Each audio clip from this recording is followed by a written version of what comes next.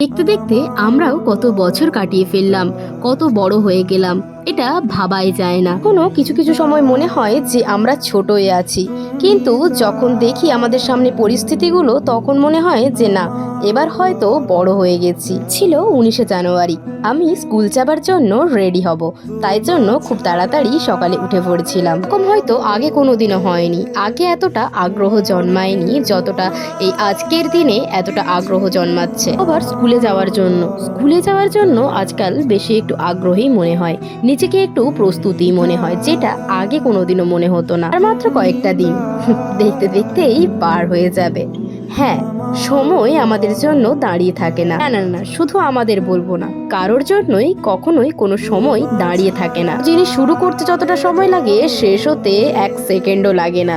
ঠিক যেমন আজ আমাদের স্কুল জীবনটা, দেখতে দেখতে অনেক দিন পার হয়ে গেছে, এবার হয়তো হঠাৎ করেই একদিন শেষ হয়ে যাবে। এর থেকে এখন খুবই আনন্দ লাগে স্কুল যাবার কথাটা শুনলে। স্কুল থেকে কোনো নোটিশ এলে যে আমাদের স্কুলে একবার অবশ্যই যেতে হবে, এরকম কোনো নোটিশ এলেও খুব আনন্দ লাগে, কারণ পুরনো জিনিসের প্রতি ভালোবাসার আগ্রহটা এখন আগের থেকে অনেকটা জেগে উঠেছে, অনেকটাই বলা যেতে পারে আগ্রহী হয়ে উঠেছে। ছোটবেলায় যে সমস্ত জিনিস আমরা অঘৃণা করতাম, অবহেলা করতাম, অপছন্দ করতাম, এখন যেন সেই জিনিসগুলোর প্রতি ভালোবাসাটা অনেকটাই জেগে উঠেছে, অনেকটাই আগ্রহী হয়ে উঠেছে। মনে হয় সেই জিনিসগুলো যদি পাওয়া যেত জীবনে, তাহলে সেগুলোই হয়তো জীবনের পরম পাওয়া হতো। মানে আমার একটা জিনিস বারবার মনে হচ্ছে, এখানেই হয়তো আমাদের জীবনটা শেষ। আর মনে হয় কোনো জীবনের দিকে হয়তো যাবে, কিন্তু তেমন আর প্রতি কোনো আগ্রহ থাকবে না। আপাতত আমাদের জীবনটা একটা অধ্যায়ের শেষের দিকে, বলা যেতে পারে একটা বইয়ের শেষের দিকে, আর শুরু হবে নতুন অধ্যায়, নতুন বইয়ের পাতা। জানি না সেই অধ্যায়টা বা সেই বইয়ের পাতাটা কেমন, তবে যেমনই হোক না কেন সবাইকে সবার মতন করে মানিয়ে নিতেই হবে। জানো তো, ভাবতেই অবাক লাগে যে সমস্ত পুরনো বন্ধু বান্ধব ছেড়ে দিয়ে আবার আমাদেরকে নতুন করে নতুন মানুষদেরকে খুঁজে নিতে হবে।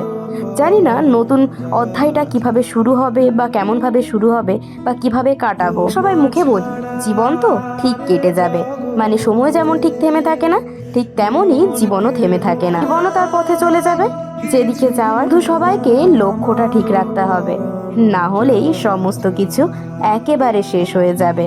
যেটা আজ অর্ধেকটা শেষ, সেটা সেদিন পুরোটাই শেষ হয়ে যাবে। বয়সটা আজ প্রায় 18-19, আবার সমস্ত কিছু নতুন করে ভাবতে হবে, পরিস্থিতি সামলাতে হবে। হ্যাঁ, বড় হয়েছে কিনা না, জীবনের বাকিটা সময় কিভাবে কাটবে, এমন ভাবে কাটবে নাকি অন্যভাবে কাটবে, হাসিতে কাটবে নাকি দুঃখে কাটবে, তো যেমন ভাবেই কাটুক না কেন, নিজেদেরকে আনন্দ রাখাটাই হলো মেন কথা। এই তো শুরু হবে দুঃখের মুহূর্ত।